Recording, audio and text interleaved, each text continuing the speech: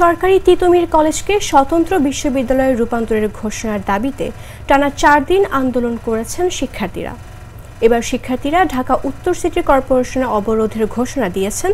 শনিবার বিকেল থেকে তাদের অবরোধ কর্মসূচি শুরু হয়েছে।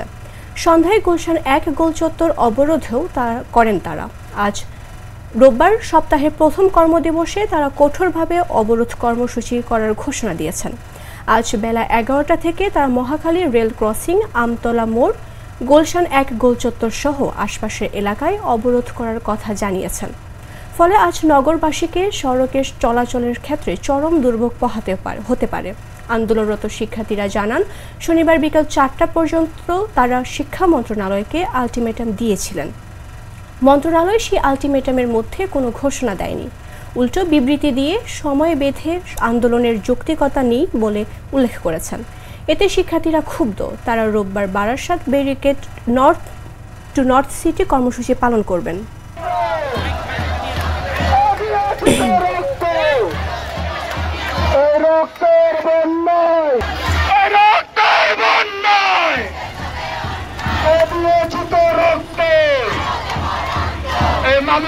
দর্শক আপনারা দেখছেন তারা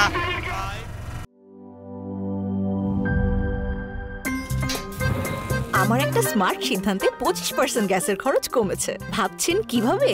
সাধারণ গ্যাস স্টোভ বদলে আমি এনেছি আরএফএল গ্যাস স্টোভ। এর সাইন্টিফিক নজল ও ব্রাস বার্নার ক্যাপ সমানভাবে তাপ ছড়িয়ে রান্না করে দ্রুত। তাই গ্যাসও বাঁচায় 25%, টাকাও বাঁচে 25%। আরএফএল গ্যাস স্টোভ নিরাপদ ও গ্যাস সাশ্রয়ী।